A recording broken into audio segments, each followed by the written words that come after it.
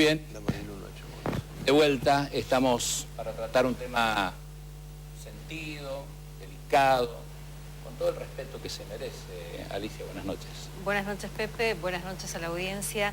40 años de la masacre de Margarita Belén y hoy en la radio vos contabas, no está casi presente en las efemérides oficiales este año. La atención, hablábamos hoy justamente de ese tema, parece que no se tiene muy en agenda ese tema. Y para nuestra provincia, para nuestra región, fue un hecho muy importante, no solamente la masacre en sí con lo que eso significó, sino también lo que después se produjo alrededor de la lucha por verdad y justicia en relación a esta masacre. Y hoy están con nosotros... Pero brevemente, antes de irte a los invitados, digo, qué bien que se trate estos temas en un mismo estudio. Acá tenemos a 3 políticos jóvenes, un concejal que está también acá, un concejal de El Dorado y 2 concejales, los 3 jóvenes. Capaz no habían nacido todavía, ¿no? Los 3 muy jóvenes, ¿no? No, creo que ninguno de ellos había nacido todavía cuando ocurrió aquella masacre.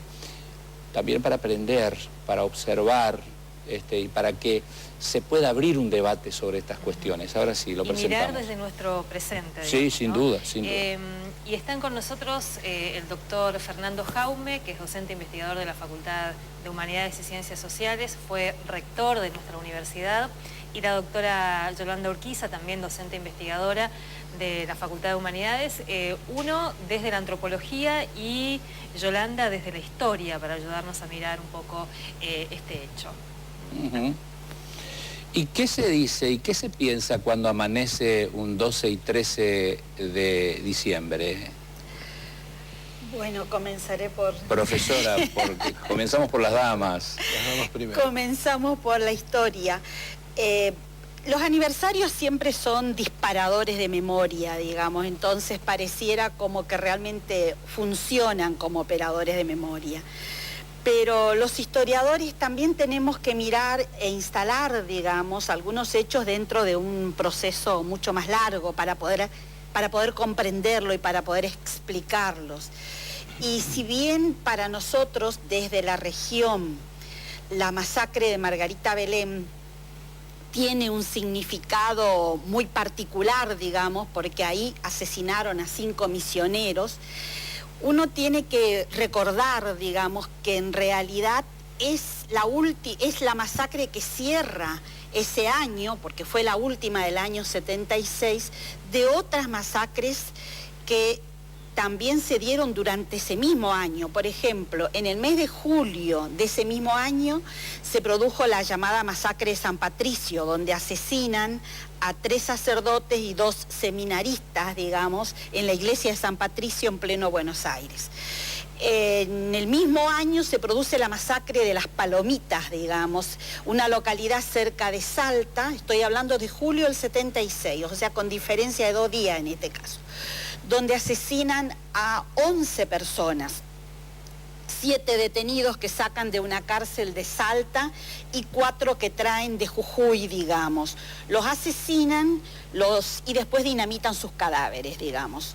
En ese mismo año, de entre el 22 y el 27 de julio, se produce el famoso apagón de Ledesma, digamos, que en realidad donde se producen cortes de luz, por eso se llama el apagón de Ledesma, que son organizados, digamos, como parte de la matriz represiva, y durante esos apagones, personal de gendarmería, con las camionetas del ingenio Ledesma, la complicidad empresaria de la dictadura cívico-militar, secuestran a más de 400 personas, de las cuales creo que alrededor de 70 terminan asesinados.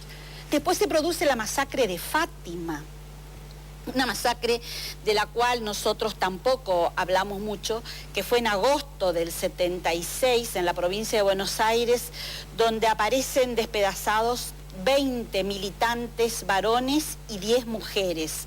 Algunos adolescentes fueron asesinados y después sus cadáveres dinamitados.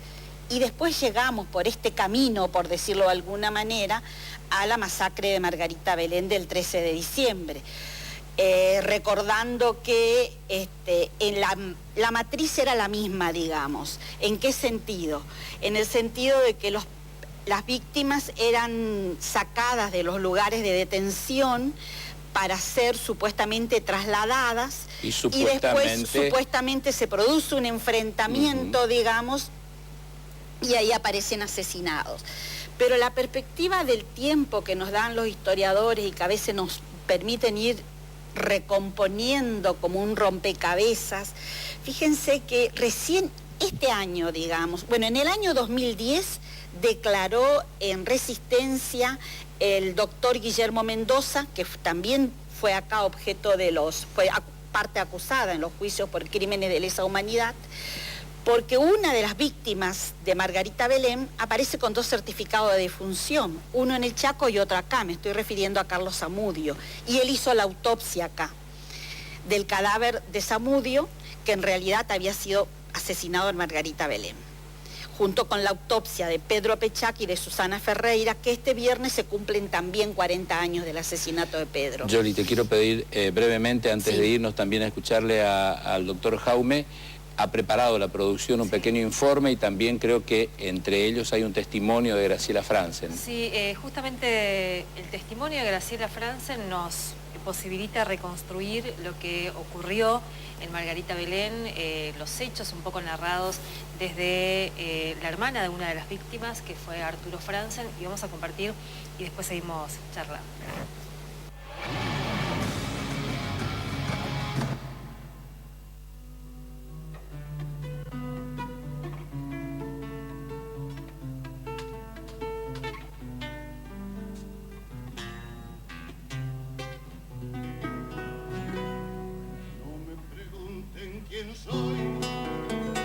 ¿Qué podemos contar? ¿Qué pasó en Margarita Belén? Bueno, Margarita Belén es un pueblito muy chiquito, en el campo chaqueño, que tiene para nosotros una historia muy trágica, sobre todo para los militantes populares y los familiares, porque en este lugar fueron asesinados, masacrados, más de 20 militantes populares de toda la región del NEA. Y también del litoral, digamos, porque también habían compañeros de Entre Ríos, de Santa Fe, y 2 compañeros de Buenos Aires. Antes de ser llevado a este lugar, sacaron de la alcaldía del Chaco, de Resistencia, de la U7, de la cárcel federal, y también de la Brigada de Investigaciones, donde era el centro, uno de los mayores centros de tortura de Resistencia. Sacaron a estos militantes, hombres y mujeres, todos jóvenes. Ya le sacaron el 12 de diciembre, un día antes, era un domingo, suspendieron, nos contaban los compañeros que habían suspendido las visitas que había ese domingo, y le sacaron, le llevaron al mediodía, y les torturaron salvajemente, prácticamente hasta la muerte, en el comedor de la alcaldía de Resistencia. Y muchos compañeros fueron testigos, muchos compañeros vieron cómo los iban arrastrando, los llevaban al baño para hacer reaccionar, los traían de vuelta, y así fueron durante horas y horas hasta que los sacan, y después son llevados a este lugar donde ya prácticamente muertos, le ponen en varios vehículos y los masacran ahí. Muchos de ellos tenían heridas de bala, otros no sabemos porque la mayoría de los cuerpos aún están desaparecidos, no han entregado a los familiares, son muy pocos los que han entregado. Y como lo que salió en los medios en ese momento, que yo había leído en la cárcel de Devoto, donde estaba detenida también, era que fue un intento de fuga. Y nosotros decimos, fue imposible un intento de fuga. Primero porque los traslados eran hechos con vendas, una capucha negra arriba, esposados, encadenados unos con otros y con una fuerte custodia de todas las fuerzas de seguridad y fuerzas armadas. Es más, hay testigos de gente del lugar que escuchó los disparos, pudo ver de lejos y ahora están escribiendo libros porque hubo mucho miedo, muchas amenazas. Durante todo este tiempo, aquel que podía hablar, contar, también corría riesgo de ser detenido y desaparecido. Graciela, ¿qué te pareció a vos, qué te quedó a vos de la causa Margarita Belén, las condenas que allí se produjeron y lo que se sigue juzgando hoy? Bueno, para nosotros, en primer lugar, quiero hacer un homenaje al doctor Mario Bosch, muy jovencito, apenas recibido, se sumó a la lucha de los familiares en Resistencia, fue el que llevó adelante esta causa de Margarita Belén y los juicios. Él sabe que los mataron, sabe dónde están. Si él supiera lo diría, y bueno, en realidad no dijo nada nuevo. Por eso en realidad nos sorprendió que no se dé el fallo el día de hoy, porque no hay ningún elemento nuevo que haya agregado él que a nuestro criterio justifique que el tribunal pase a deliberar por 2 días más. De todas formas, y sobre todo que mucha gente vino de distintos lugares del país, familiares, a la espera de este fallo. No figura, digamos, lo que había ocurrido realmente, que fue una masacre terrible.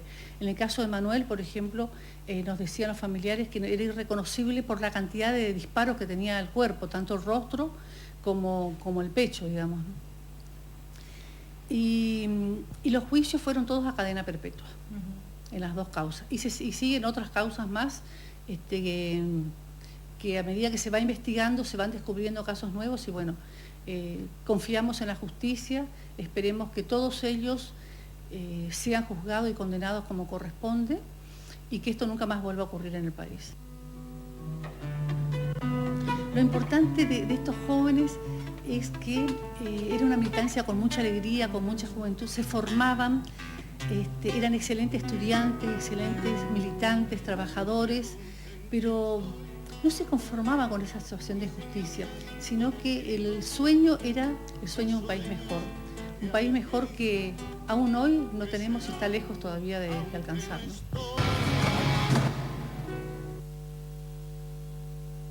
El informe que compartíamos desde la producción y también un recuerdo especial a alguien que fue muy importante para las causas en toda la región, que es el doctor Mario Bosch, que este año lamentablemente falleció. Así que me parece también este informe da pie como para que vamos a profundizar con el doctor Fernando Jaume, porque decía Yoli, la doctora Urquiza decía que la masacre de Margarita Belén fue particular desde varios lugares, pero también la visibilidad que tuvo y la importancia que tuvieron familiares, sobrevivientes, para que desde muy temprano empecemos a hablar de la masacre, ¿no? Sí, más allá de que fue un hecho más dentro de toda esa cadena sistemática, si se puede decir sistemático, del terrorismo de Estado, y no el resultado de una venganza puntual. Evidentemente era parte de un plan más grande, como bien demostró Yoli, listando todas esas situaciones. Los procesos sociales posteriores fueron, sí, distintos y particulares. En el caso de Margarita Belén, en la medida en que había padres de varias provincias del país y de la capital buscando hijos cuyo último domicilio había sido Resistencia, empezaron a reunirse, empezaron a conocerse en la plaza de Resistencia y a partir de ahí a organizarse y a dimensionar lo que había pasado. No tenían los padres en el 83-84 la más mínima idea, ni siquiera sabían si sus hijos estaban presos o muertos. Es decir, que inician un doloroso proceso de reconstrucción.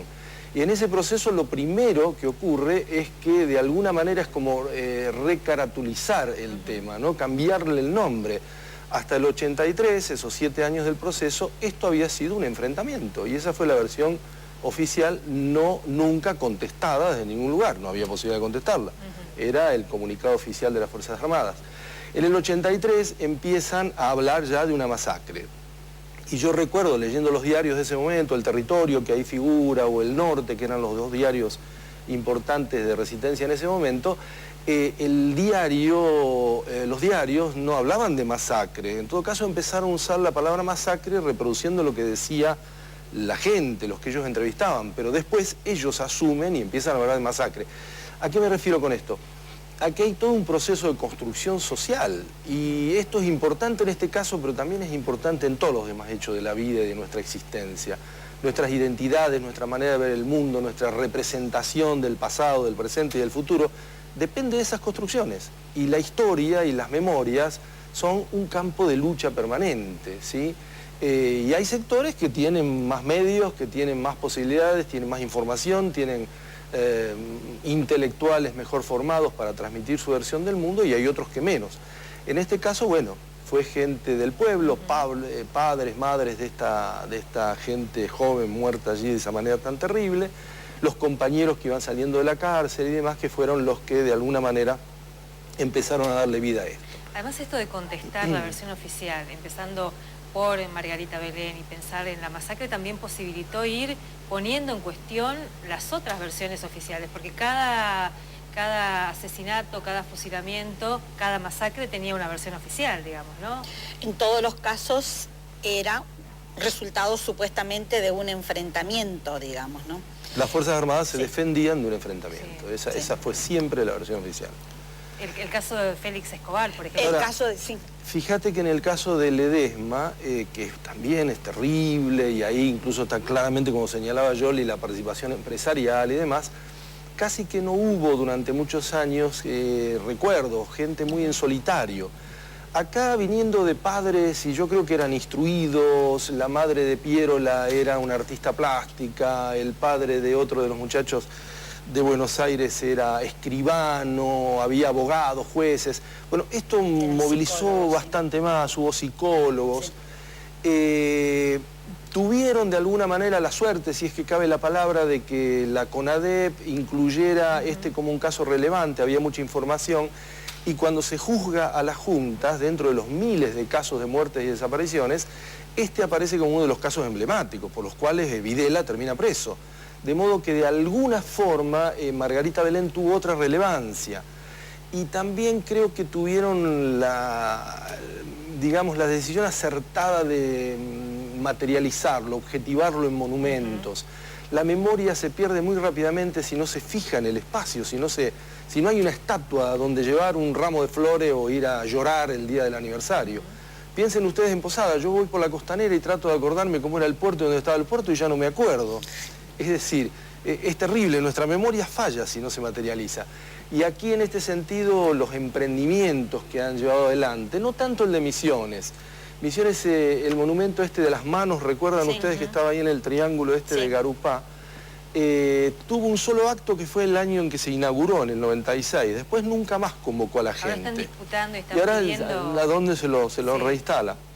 Pero en el Chaco no, en el Chaco creo que se dio algo como que la masacre se hizo carne en la gente en general, y a partir de ahí, bueno, hubo todos los años con vaivenes, dependió de las idas y venidas de la política nacional incluso, pero de todos modos se mantuvo con continuidad la lucha, que termina después de 20 o 30 años generando condenas, por lo menos a algunos de los culpables directos. Y como resultado de todo lo que plantea el doctor Jaume, de que se visibilizó a partir de que el papá era escribano, ahí tenemos que hablar hay una de la educación, de lo importante que es la educación en todos los aspectos del pueblo. Sí, pero en realidad también creo que ahí también hay que marcar fuertemente que lo que él marcó para Ledesma vale para el caso de Virasoro, digamos, con la causa navaja, digamos.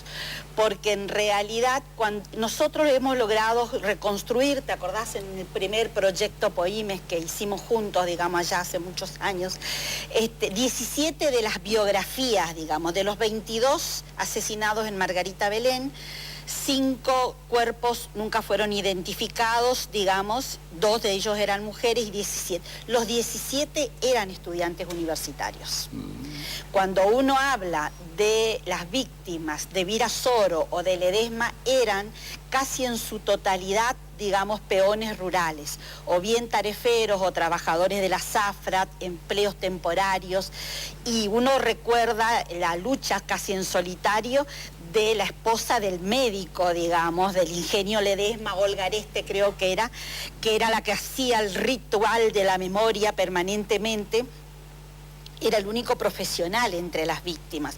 O sea que ahí hay también una cuestión de clase. Y sobre eso yo quiero hacer una reflexión, si me permiten, ¿no? Porque nosotros nos debemos una tarea que siempre estamos como evadiendo, por decirlo de alguna manera, porque no es grata. Pero tenemos que revisar en los relatos nacionales sobre el pasado el estudio de las masacres como prácticas sistemáticas y reiteradas de disciplinamiento social. Prácticas que se mantienen hasta el presente, aunque barnizadas o encubiertas de otra manera, porque es un modo de disciplinamiento social, digamos, y en realidad que apunta siempre a los sectores más combativos y organizados y que extienden digamos, el terror como una especie de capilarización en toda la sociedad. Y esos son los que fomentan el silencio. La ruptura del silencio por eso tiene que ver mucho con la posibilidad, como marcaba muy bien Fernando, de tener herramientas. Y cuando digo de herramientas hablo de información, de herramientas intelectuales, para realizar estos trabajos de la memoria, digamos, ¿no? Es decir, la memoria sí. no es gratuita, es un proceso de construcción en un campo de lucha, donde se imponen sentidos al pasado en función de la capacidad que tiene un grupo de mostrar argumentos, ¿no? Cuando tenés otros grupos que operan en contra, es decir, hay políticas de memoria, pero también hay políticas de silencio. Las empresas que tuvieron algo que ver con la represión en el proceso, Mercedes-Benz, la Ford y demás, han tenido éxito durante estos 40 años para que nunca se dijera prácticamente nada. Nadie fue a investigar a Pacheco qué pasó con los delegados de fábrica, por ejemplo. Y bueno, porque no es fácil enfrentarse con Ford, o con Ledesma, con la familia Blaquier. Acá mismo, compañía, ¿no? el último juicio llega hasta enunciar la responsabilidad de una yerbatera y ahí es como que y se queda frena, en la puerta, digamos, y ahí ¿no? se frena. Y además, como el poder puede esperar, hace justamente, creo que una semana o 2 semanas, murió Argüello, que era uno de los muchos testigos que aún quedaban pendientes, digamos. Y van muriendo los testigos que pueden dar cuenta, digamos, de lo que pasó. Y el poder puede esperar. Tiene todas las herramientas. No sé, yo creo que en la Argentina ha sido bastante ejemplar esta cuestión, ¿no? Más allá de que se retrocedió muchísimo con las leyes de obediencia de vida y demás, el juzgamiento a las juntas de la época de Alfonsín fue casi único a nivel planetario. Fue el único. Recuerden ustedes, 60 millones de muertos en la Segunda Guerra Mundial con atrocidades, campos de concentración y barbaridades de todo tipo. Solamente se juzgaron 15 o 20 personas en Nuremberg, nada más. Y Francia prometió un Nuremberg que nunca hizo, Italia también, y Checoslovaquia también, y Polonia también, y se terminó ahí en una cosa absolutamente simbólica. Es decir, avanzar sobre estas cosas para una sociedad es muy difícil.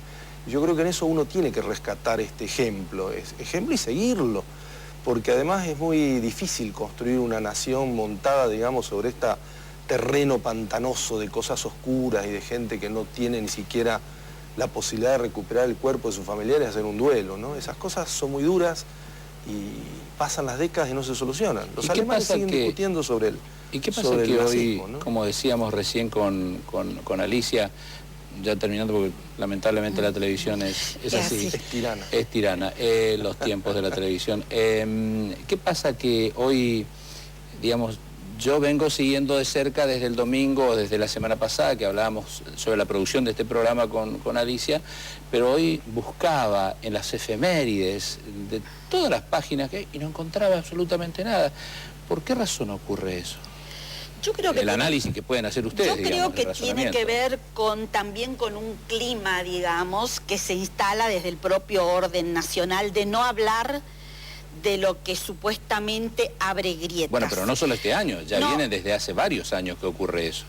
Sí, vos, yo, por lo menos desde la radio, no lo veo. Claro, los juicios, el último juicio que se hizo en Misiones se hizo en el año 2012, si no estoy equivocado, 2013, pero desde ahí no se avanzó, quedaron pendientes. El juicio del Regimiento 30 nunca se hizo, digamos, y el juicio de la Policía Federal, tenemos que aceptar que hay, digamos, cuestiones que no se van a, solamente las podemos cerrar, por decirlo de alguna manera, y abordar desde el punto de vista de la investigación histórica y de la reflexión sobre la propia sociedad. Pero estos silencios, y en eso quiero volver a a reiterar, porque me parece muy importante lo que dice Fernando. Si queremos construir una sociedad respetuosa de los derechos humanos, hay que abordar estos temas, no desde la banalidad de cerrar grietas como tapando cosas, sino desde la mirada crítica sobre una sociedad que reflexiona sobre sus propias prácticas de intolerancia y de exterminio, digamos, como parte de su propia historia. Ahora, hay procesos sociales que son también muy contradictorios, ¿no? Hay autores que hablan de algún momento de algo así como la inflación de la memoria. Como que de golpe la sociedad dice, bueno, terminemos con esto y miremos para otro lado. Y algo de eso hay también en este proceso. También hay utilizaciones oportunistas de estos procesos, partidizaciones que bastardean la cuestión. Hay conflictos internos. Este campo de construir la memoria tampoco es una cuestión homogénea. Una de las cosas que yo he visto es, bueno, hay interpretaciones muy distintas.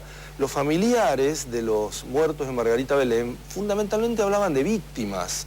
Los sectores más politizados hablaban de combatientes. ¿Por qué? Porque, bueno, politizarlo era la manera de continuar esa lucha. Hablar de víctimas era meterlo más en el campo de los derechos humanos y eso le daba mucho más lugar a hacer un juicio a los culpables. Bueno, estas estrategias son válidas, yo no cuestiono ni una ni otra, ¿no? Pero de alguna manera hay que tenerlas en cuenta. No es un campo homogéneo el campo de la memoria. En todo caso hay muchas memorias, ¿no?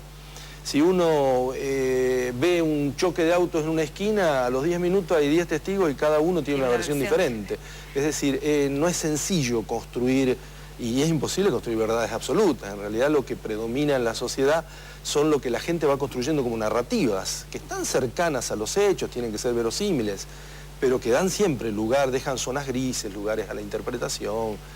Hay posturas ideológicas, políticas, teóricas diferentes. Y eso un gusto escucharlo siempre en el campo. Claro, y también el tema económico, obviamente, digamos, en tanto uno no reconstruye los proyectos políticos que estaban en pugna, proyectos económicos, son temas para seguir charlando. Para seguir charlando. Nosotros le agradecemos mucho a ambos el tiempo que dedicaron, el de esperar, el de tener la paciencia de esperar en un estudio de televisión y de aportar lo que aportan. Decimos siempre que lo que pretende este programa, y creo que muchos programas, es servir para que aprendamos todos los días un poco más de las personas que tienen la gentileza de visitarnos. Y en devolución de gentilezas, yo te diría que realmente si hay una cosa que a mí me interesa que se mantenga en este programa, es que la posibilidad del diálogo tranquilo. Intratables no es un buen ejemplo. No es un formato.